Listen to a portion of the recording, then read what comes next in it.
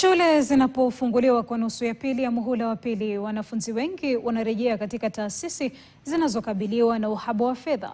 Licha ya wito wa mara kwa mara kutokuwa kwa wadau wa elimu, shule bado zinaendelea kuendesha shughuli zake kwa fedha za ufadhili wa masomo ambao hajaitolewa kikamilifu. Hali hiyo inawalazimu wasimamizi kuhangaika kugharamia huduma muhimu, kulipa wafanyikazi wasio walimu na kuendesha masomo pamoja na shughuli za ziada katika mhula wenye shughuli nyingi zaidi.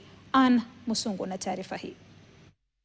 Nusu ya pili ya muhula wa pili wa masomo unaanza leo, huku wanafunzi wakirejea shuleni katika mazingira ya uhaba wa fedha za ufadhili wa masomo.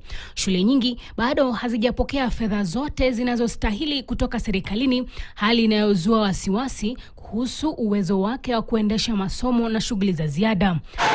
Sehemu ya kwanza ya muhula wa pili ilikumbwa na visa vya utovu wa nidhamu katika baadhi ya shule. Chama ya walimu wa shule za sekondari ya KUPPET kinasema baadhi ya changamoto zilizosababisha malalamiko ya wanafunzi zinatokana na ukosefu wa fedha, kikionya kuwa shule haziwezi kushughulikia matatizo hayo bila ufadhili wa kutosha. Part of what was creating unrest was that the government delays capitation and the grievances of the students cannot be met, particularly grievances on bills, grievances on other social amenities that are supposed to be procured for them. Wakuu wa shule wanasema kucheleweshwa kwa kutolewa kwa fedha zote za ufadhili kumeendelea kuathiri uendeshaji wa shule. Wakiwa katika mkutano wao wa mwaka, walisema deni la fedha hizo limekwamisha malipo ya wafanyikazi, ununuzi wa vifaa na kuifanya kuwa vigumu kuendesha shule kwa ufanisi.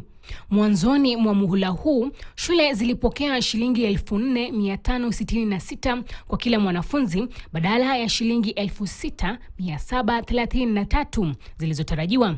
Hii inaacha upungufu wa shilingi 1,821 kwa kila mwanafunzi. Upungufu huo umetokea katika muhula wenye shughuli nyingi zikiwemo tamasha za muziki, michezo ya mipira na programu nyingine za masomo.